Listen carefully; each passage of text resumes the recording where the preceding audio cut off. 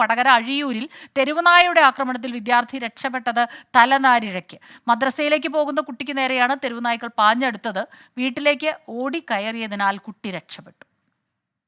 അഭിജിത്ത് മുഴക്കുന്ന് ചേരുന്നുണ്ട് വിവരങ്ങളുമായി. അഭിജിത്ത്, നമ്മൾ ആ ദൃശ്യങ്ങളിൽ നിന്ന് തന്നെ കാണാം, ഒരു ചെറിയ എന്താ പറയുക, തലനാരിഴയുടെ വ്യത്യാസത്തിനാണ് ആ കുഞ്ഞ് രക്ഷപ്പെട്ടതല്ലേ?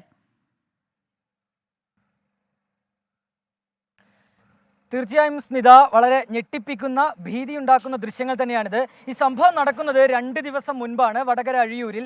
പക്ഷേ ഈ ദൃശ്യങ്ങൾ പുറത്തു വന്നതോടെയാണ് ഈ എത്രമാത്രം ഭീതി ഉണ്ടാക്കുന്നതായിരുന്നു ആ സാഹചര്യം എന്ന് വ്യക്തമാകുന്നത്. ഈ കുട്ടി രാവിലെ മദ്രസയിൽ പോകാൻ വേണ്ടി ഇറങ്ങിയതായിരുന്നു. അപ്പോഴാണ് ഈ ഏതാണ്ട് 8ഓളം തെരുവ് നായ്ക്കൾ ഈ കുട്ടിയുടെ അടുത്തേക്ക് ഓടിയെത്തുന്നത്. കുട്ടി ഭയന്ന് തിരിഞ്ഞോടുകയാണ്. ഒരു മതിൽ ചാടിക്കടന്ന് കുട്ടി രക്ഷപ്പെടാൻ ശ്രമിക്കുന്നു. പക്ഷേ തെരുവ് നായ്ക്കൾ വിടാതെ പിന്തുടരുകയാണ്.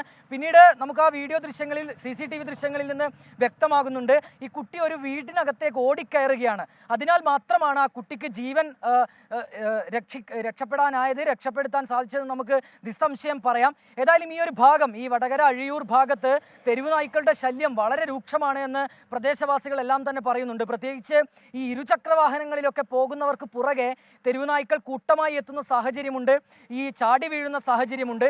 ഏതായാലും വളരെ അടിയന്തരമായി ഈ അധികൃതർ പരിഗണിക്കേണ്ട ഒരു വിഷയമാണ്. കാരണം രാവിലെകളിലൊക്കെ കുട്ടികൾ, മദ്രസയിലേക്ക് പോകുന്ന കുട്ടികളൊക്കെ നിരവധിയുള്ളൊരു പ്രദേശമാണ്.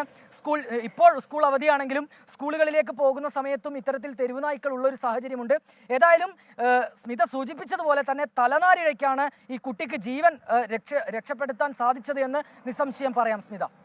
ശരി, കുട്ടി ആ സമയത്ത് സംയമനത്തോടെ ഭയന്നെങ്കിലും ഓടി ഒരു വീട്ടിലേക്ക് കയറുകയായിരുന്നു. അതേ തുടർന്നാണ് കുഞ്ഞ് രക്ഷപ്പെട്ടത്. തലനാരിഴയ്ക്ക് മദ്രസയിലേക്ക് പോകുന്ന കുട്ടിക്ക് നേരെയാണ് തെരുവു നായ്ക്കളുടെ ആക്രമണം ഉണ്ടായത്. അഭിജിത്ത് മുഴക്കുന്ന് കോഴിക്കോട് നിന്നാണ് വിവരങ്ങൾ നൽകിയത്.